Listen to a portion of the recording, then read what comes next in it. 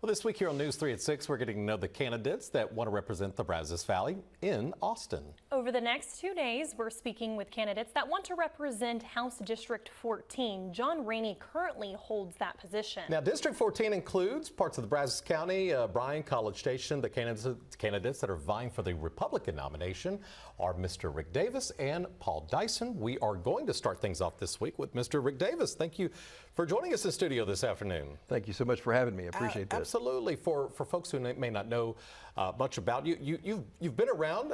Your face has been out there, but for those who don't know, who are you and why are you running for this position? Well, my name's Rick Davis. I'm class of '85. I went through the Corps of Cadets and took a reserve commission in the United States Army. I'm married. My college sweetheart, Carolyn Davis, and we've been married for 37 years. We have 6 children, and all 6 of our kids have Texas Aggie rings, so we're really proud of that. So we're an Aggie family, definitely. I moved back here. Actually, I got my degree in mechanical engineering. I went down and worked at the Johnson Space Center at NASA, and I worked in payload operations at first in the Space Shuttle program. Then I worked in the Space Station program. I went to law school at night while I was doing all that, and while I was also serving in the National Guard.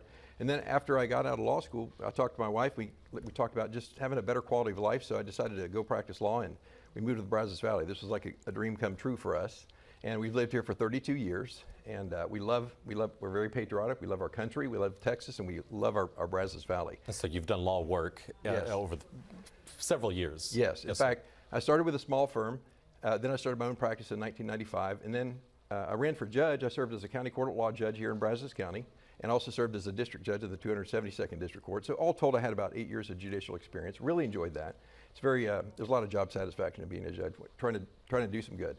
So I've been in private practice since 2008, and I'd like to give back to the community. I'm applying for the job of representative for District 14. Well, one of the topics that a lot of people have been interested in this legislative session includes school vouchers. So we wanted to ask you kind of where you stand on that topic. Well, I favor parents having the say-so over their children's education. The United States Supreme Court decided a 1925 case, Meyer versus Nebraska, and in that case they said, the U.S. Supreme Court said, the child is not the mere creature of the state. Those who nurture him and direct his destiny have the right, coupled with the high duty, to recognize and prepare him for additional obligations.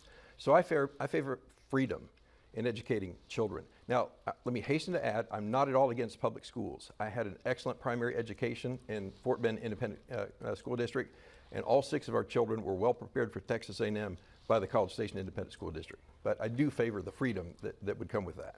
Let me ask you a question that resonates, I'm sure, as a father. When the lawmakers in the last session said every public school has to have a certain amount of security now on campus to keep our public schools safer, you got school districts now that say, well, we want to do that, but we don't have all the funding that we need to increase the security that lawmakers are calling on. How would you, in this position, if you were to get this spot, how would you address that issue that's become a big concern for a lot of school districts? Well, I certainly favor security for our children. Our children are our most important resource. They are the future. That is who we are living for, is to prepare them for the future and to take over and pass it on to the next generation. So we should protect and look after them. If there are poor districts that can't afford it, well, then I think the state needs to make a way to help them out, because we need to have security for all of our children.